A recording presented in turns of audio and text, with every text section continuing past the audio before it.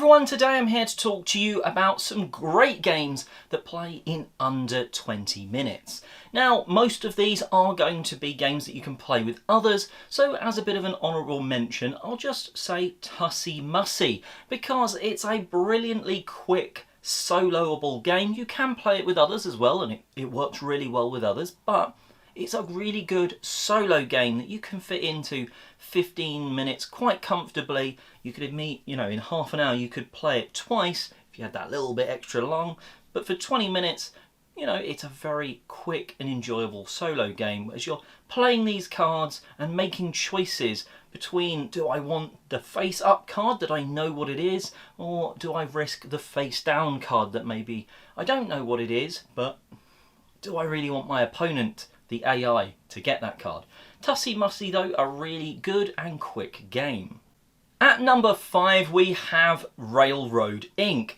It is a fantastic roll and write experience as you're rolling the dice, which has, instead of like numbers or anything, it has either track pieces or road pieces, or maybe a combination of the two depending on what expansions you're throwing in. There's trees, rivers, lava, and so much more. There's loads of expansions, but even just the base games are phenomenally quick to play, and I really like that sort of route building as you're trying to link these exits around the map and then even trying to get to like the middle of the board to score more points. You can play it pretty much anywhere, super portable because you can hold your map sheet and roll the dice back into the game box if you really want. And I've played this for a number of years and it's definitely still in the collection as one of my favourite go-to roll and writes. Anyway, that is Railroad Ink. Of all of them, I'm not sure if blue or green is my favourite. I've got another video on sort of the differences between Railroad Inks, though you can go and check that out. Next up is a go-to game for me. It is one of those games that gets thrown into the bag if you're going on a game night, that sort of thing, because you can start the night with it when you're waiting for other people, quick 20-minute game of it.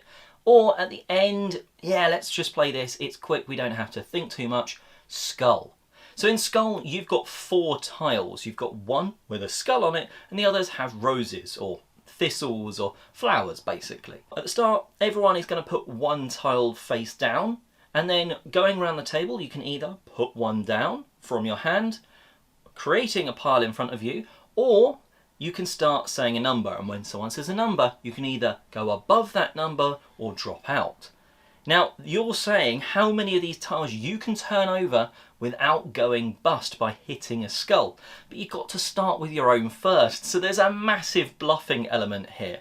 And you can really sort of get in people's heads, and they think you've got your skull down there where you can go, well, I don't want to do it. And then maybe they're not going to touch your pile. It's a really quick, fun, bluffing game, super quick because it's basically the first to get to 2 points. And it accommodates a good number of players too. That is, Skull, would highly recommend it. Number 3 is one of the go-to family gateway games that I would recommend, and that is King Domino. So it takes that awesomeness of dominoes where you've got the 2 ends, maybe you're trying to match one of the ends. In this game you're matching different types of territories, so maybe you've got like a cornfield that you're matching to another piece, or a forest or some water. Now they're going to score you at the end of the game based on the number of crowns on an area by the size of the area. So you're trying to create this huge wooded area with loads of crowns on it to score big in your constricted 5x5, or if you're doing 2-player, 7x7 grid.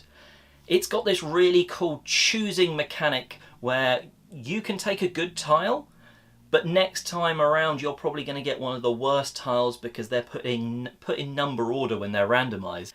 So, you pull these 4 random tiles out and then you put them in number order, the highest being the better, more crowns on them, or better territories. It's a lot of fun. There are other versions of it, but King Domino is still a standout experience.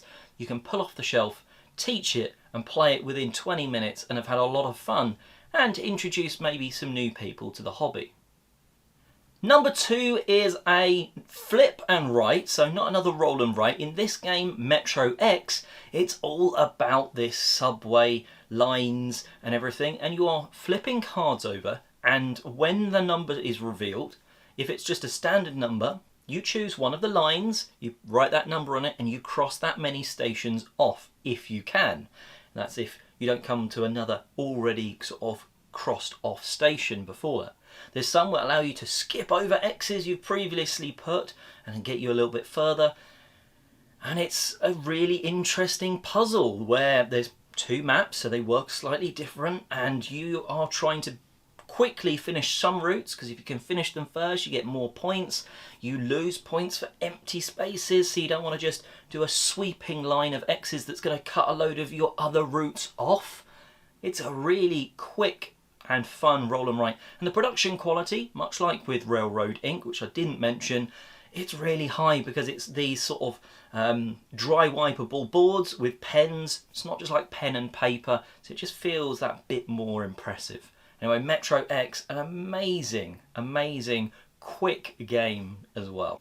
And number one, it's not a huge order in these because I do like them at different times with different players, but Point Salad is another brilliant, quick game that you can get to the table, play it, and this one really feels like you've made some good choices along the way.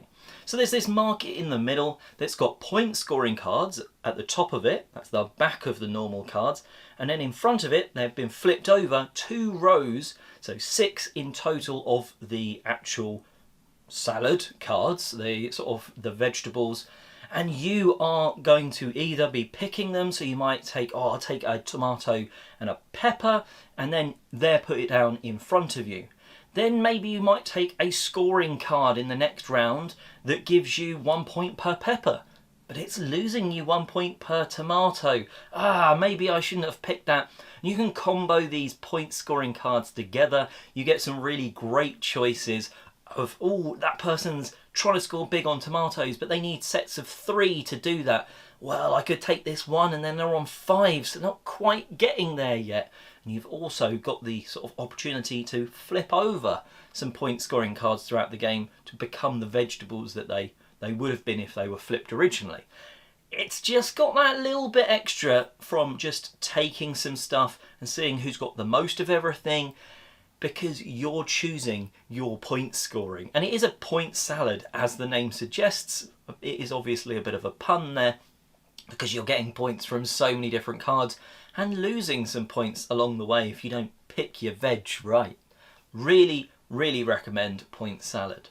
So there's 5/6 with the honourable mention games that you can play in 20 minutes. They're a lot of fun, and they're all pretty much aimed at, you know, quick play, fast choices, and getting some enjoyment back quick, and maybe using them as that gateway onto some longer games, which we'll touch on in the future. Anyway, stick around and watch some other videos on the channel. There's news, reviews, and all that sort of jazz. And until next time, I'm Oliver East, signing out.